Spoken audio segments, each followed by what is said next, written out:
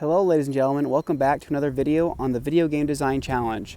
This video is for day 4. I'm going to start by reviewing content from last time and then talk about expectations for today. So to review, it was your job to work on the Design Your Game ideation page in your design packet, focusing on environment, item, and power-ups. To review definitions, an environment is the background or space for your video game. It's a location for your character to interact with. Here are some different examples of video games that we looked at last time that focus on the background. You also were to invent items and power-ups. A power-up instantly benefits a character, and an item can be used at a later date. Be creative when you're designing these different things and make sure that they're fitting your environment and your character and the overall concept of your game. Once you're done drawing all these different things, you're to take a photo of them and then upload them as evidence of your completion for your lesson. So now let's get into the expectations for today's lesson, day 4. So on your ideation page, design your video game, you should have everything done except for the gameplay screen or your character action. The gameplay screen is what your video game is going to look like when it's being played. So it combines the character and the environment with the items and power-ups. But it doesn't just stop there. It includes health and points and time and a map. Maybe items and weapons, inventory screens, all the different things that you need to access when you're controlling this video game. There are several different perspectives you got to think about when you're designing your video game. First person means you only see through the character's eyes. You'll see their hand and obviously what they see.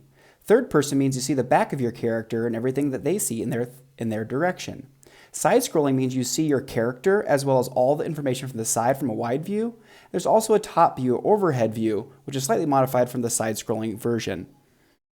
So when you're developing your video game screen, please try to be as creative as possible. For example, don't just use hearts for health. In this example, in the Star Wars video game, they use a lightsaber to show the length of their health.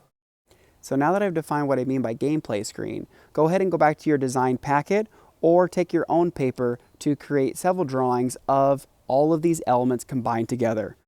So when you're doing your sketches for your gameplay screen, please include your character, environment, items, power-ups, as well as those different details that I talked about previously.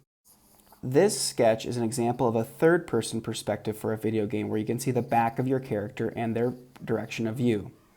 This next sketch is a side-scrolling example. It still has the same character, environment, power-ups, items, as well as gameplay elements. It just happens to be from the side-scrolling perspective.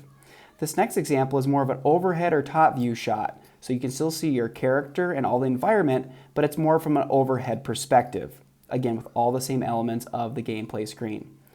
The fourth and final example is a first-person perspective. It's basically you looking through the viewpoint and eyes of the character. So all you can see is what you're holding in front of you. In this example, it's the sword. So for all these sketches, make sure you're using light, soft marks first, and then go back with a darker, heavier, bold line for crisp, clean details. Once you're done with all your sketches, please take a photo of your work and upload it to the daily participation form. You're only able to upload one file, so please make sure you get all your sketches in one shot and upload them to the form. So that does it for today's video. Thank you for listening. If you have any questions, please don't hesitate to email me or reach out during office hours, which are daily, 1 to 2 p.m.